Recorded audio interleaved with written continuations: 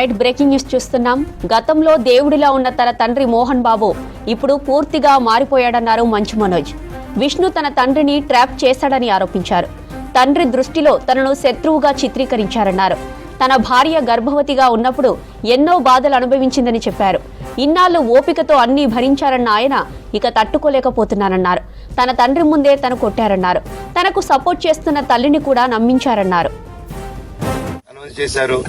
ఈ బొమ్మలు నీకు బొమ్మలు ఇష్టం, పిల్లలు ఉన్నారు, మనమే క్రియేట్ చేద్దాం బొమ్మలంటే లాక్డౌన్ లో నేను డ్రాయింగ్లు చేసి కథలు రాసుకొని నా ఫ్రెండ్స్ దగ్గర కొంచెం కొంచెం అప్పులు చేసుకొని మేమే పెట్టుబడులు పెట్టుకుంటూ నా ఫ్రెండ్స్ కూడా పెద్ద కష్టపడి వచ్చిన వాళ్ళండి. వాళ్ళకున్న కొంతలో నాకు పంచుకుంటూ మమ్మల్ని కాపాడుకుంటూ ఒకరినొకరు కాపాడుకుంటూ నిలబడి ఈ రోజు మనీని నిలదొక్కున్నాం అండి. నేను నా భార్య తను కష్టపడుతుంది. ఇప్పుడు కాశ్మీర్ నుంచి కన్యాకుమారి వరకు ఓన్లీ తను నేను ఇంకొక ముగ్గురు నలుగురు కలిసి దీన్ని ఇంత దూరం తీసుకొచ్చామండి. ఈ రోజు నేను మళ్ళీ సినిమాలకు వచ్చేసాను.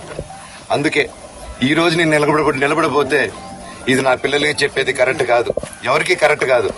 ఇన్నాళ్ళు గమ్మునున్నాను ఓకే, కానీ వాళ్ళ నాన్న ఆస్తుల కోసం కొట్లాడుతున్నాడా, మంచి కోసం నిలబడుతున్నాడా అనేది ఈ రోజు మీకు సాయంత్రం వచ్చిన ప్రూఫ్స్ అన్ని వదులుతాను.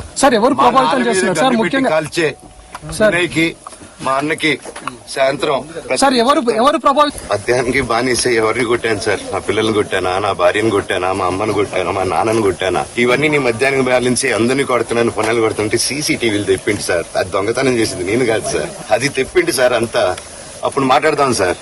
మనోజా ఎవరా అని కొంచెం క్లారిటీ రావాలి. కమిషనర్ ఆఫీస్కి వెళ్తాను, వాళ్ళని కలుస్తాను, రిక్వెస్ట్ చేసుకుంటాను, మాట్లాడుకొని వాళ్ళు ఏం చెప్తారు 5:30కి మాట్లాడతానన్నా. సారీ అన్న. గతంలో దేవుడిలా ఉన్న తన తండ్రి మోహన్ బాబు ఇప్పుడు పూర్తిగా మారిపోయాడన్నారు మంచు మనోజ్. విష్ణు తన తండ్రిని ట్రాప్ చేశాడని ఆరోపించారు. తండ్రి దృష్టిలో తనను శత్రువుగా చిత్రీకరించారన్నారు. తన భార్య గర్భవతిగా ఉన్నప్పుడు ఎన్నో బాధలు అనుభవించిందని చెప్పారు. ఇన్నాళ్లు ఓపికతో అన్ని భరించారన్న ఆయన ఇక తట్టుకోలేకపోతున్నానన్నారు. తన తండ్రి ముందే తను కొట్టారన్నారు.